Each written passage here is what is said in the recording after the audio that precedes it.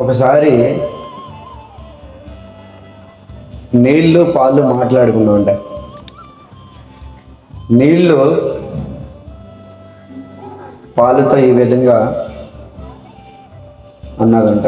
ఏమని? ఏ పాల, నువ్వు చాలా ఖరీదుగా అమ్మబడుతున్నావు. నీ యొక్క ఖరీదు లీటర్ 100 రూపాయలు, నా యొక్క వాల్యూ 20 రూపాయలు. అంతే కదా? లీటర్ పాలు ఎంత? 100 రూపాయలు. లీటర్ నీళ్ళు 20 రూపాయలు. నీళ్ళు వెళ్ళి పాలుతో ఈ విధంగా సంభాషణ చేసిందనమాట. నేను కానీ నీళ్ళు కలిసిపోతే నీ యొక్క విలువ నేను పొందుతాననేసి నీళ్ళు పాలుతో చెప్తుంది. అప్పుడు పాలు చెప్పిందనమాట, అలాగే నువ్వు నాలో కలిసిపోవచ్చు.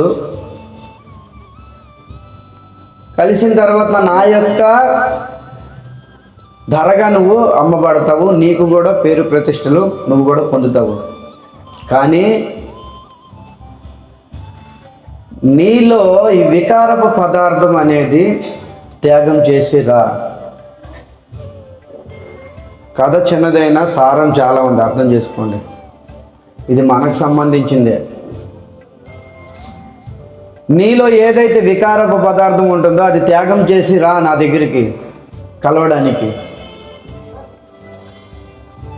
నువ్వు వికార పదార్థంతో తీసుకొని వస్తావు నాలో కలవడానికి. ఆ వికారపు పదార్థం ద్వారా నేను చెడిపోతాను. నేను పాలుగా చెడిపోయినా నేను పన్నీరుగా అవుతాను, కానీ నువ్వు వేరే అయిపోతావు. ఎందుకు పనికిరావు నువ్వు. అవునా కదా? పాలు ఇరిగిపోయినా విలువే. ఏమవుతుంది? పన్నీరుగా అవుతుంది. పన్నీర్ సబ్జీ భగవంతుడు భోగంగా పెడతాము. అలాగే మనం గురుజనుల ద్వారా సాంగత్యం చేస్తాము. ఈ సాంగత్యం ద్వారా మనం అనేక వికార పదార్థాలు, మనలో కూడా అనేక వికారపు ఉంటవి లక్షణాలు. ఆ లక్షణాలు త్యాగం చేయాలి. త్యాగం చేసి పాల లాంటి, హంస లాంటి గురువు దగ్గరికి వెళ్ళి సాంగత్యం చేయాలి.